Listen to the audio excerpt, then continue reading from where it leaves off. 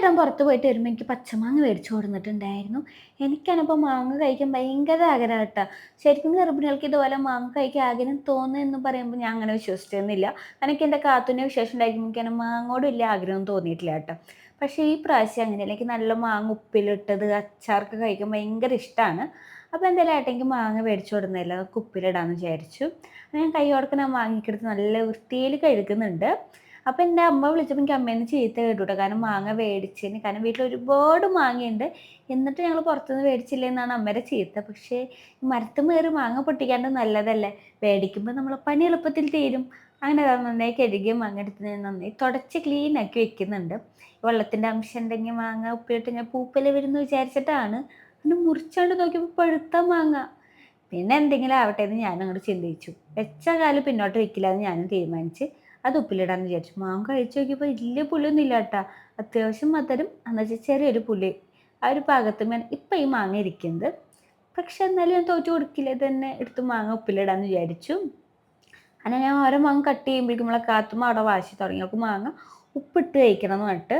അപ്പം ഞാൻ പറഞ്ഞു എന്നാൽ പിന്നെ ആ പഴുത്ത മാങ്ങയിൽ നന്നായി പഴുത്ത മാങ്ങ എടുത്തിട്ട് അവൾക്ക് ഉപ്പിട്ട് കൊടുത്തോളാം പറഞ്ഞിട്ട് ഏട്ടാ അതൊക്കെ എടുത്തിട്ട് ഇങ്ങനെ ഉപ്പ് മിക്സ് ആക്കിയിട്ട് അവൾക്ക് കൊടുക്കുന്നുണ്ട് ട്ടോ. അപ്പം അതിന്നും ഞാൻ ഒരെണ്ണെടുത്ത് കഴിക്കുന്നുണ്ട്. സാധാരണ എനിക്ക് ഇത്ര വലിയ മാങ്ങ കൊതിയൊന്നും ഇല്ലാത്ത ഒരാളാണ്. പക്ഷേ ഇപ്പം മാങ്ങ കഴിക്കാൻ ഭയങ്കര ഇഷ്ടമാണ്. നല്ല ടേസ്റ്റ് ഉണ്ടായിരുന്നു ഉപ്പിട്ട് കഴിക്കാൻ വേണ്ടിയിട്ട്. ഞാൻ ചെയ്യണ പോലെ നമ്മൾ കാത്തുമ്മ ചെയ്യാൻ വേണ്ടി ശ്രമിച്ചുകൊണ്ടിരിക്കുകയാണ്. കഴിച്ചിട്ട് നന്നായിട്ടുണ്ടെന്ന് പറയാൻ വേണ്ടിയിട്ട്. അതിനകത്ത് ആ കഴുകി വെച്ച ഭരണിയിലേക്ക് നമ്മൾ മാങ്ങ ഇട്ട് കൊടുക്കുന്നുണ്ട്. പിന്നെ അതിലേക്ക് ഞാൻ കുറേ പച്ചമുളക് നടു ചീന്തിയിട്ട് ഇട്ട് കൊടുക്കുന്നുണ്ട് കേട്ടോ. ഫുള്ളായിട്ട് മുറിച്ചിട്ടില്ല, ചെറിയ ചീന്തൽ മാത്രമേ കൊടുത്തിട്ടുള്ളൂ എരി പുറത്ത് വരാൻ വേണ്ടിയിട്ട്. പിന്നെ കുറച്ച് വിനാഗിരി ഒഴിച്ച് കൊടുക്കുന്നുണ്ട്. പിന്നെ അതേപോലെ തന്നെ കല്ലുപ്പാണ് ഇട്ട് കൊടുക്കുന്നത്. സാധാ ഉപ്പും കാട്ടും നല്ല കല്ലുപ്പാണ് തോന്നിയിട്ട് ഞാൻ കല്ലുപ്പ് ഇട്ട് കൊടുക്കുന്നുണ്ട്. ഇനി നമുക്ക് തിളപ്പിച്ചാറിയ വെള്ളമാണ് ആവശ്യം അടുത്തത്. ഞാൻ നേരത്തെ തന്നെ വെള്ളമൊക്കെ തിളപ്പിച്ച് വെച്ചിട്ടുണ്ടായിരുന്നു. അപ്പോൾ അതും കൂടി ഞാൻ ഒഴിച്ച് കൊടുക്കുന്നുണ്ട് കേട്ടോ.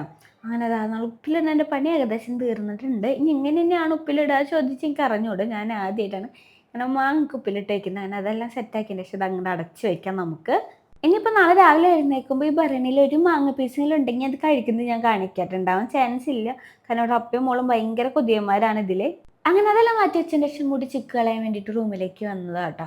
അപ്പോൾ അത് ഈ ഒരു ഉടുപ്പ് ഞാൻ ഫ്ലിപ്കാർട്ടിൽ നിന്ന് മേടിച്ചാൽ നല്ല ആട്ടോ. നല്ല റേറ്റ് കുറവാണ്, നമുക്ക് വീട്ടിലൊക്കെ ഇടാൻ അടിപൊളി മെറ്റീരിയലും കാര്യങ്ങളാണ്. അപ്പോൾ ഇതിൻ്റെ ലിങ്ക് പറ്റിയാണ് ഞാൻ വീഡിയോയിൽ മേളിൽ കൊടുക്കണം. അപ്പോൾ എന്തായാലും ബൈ.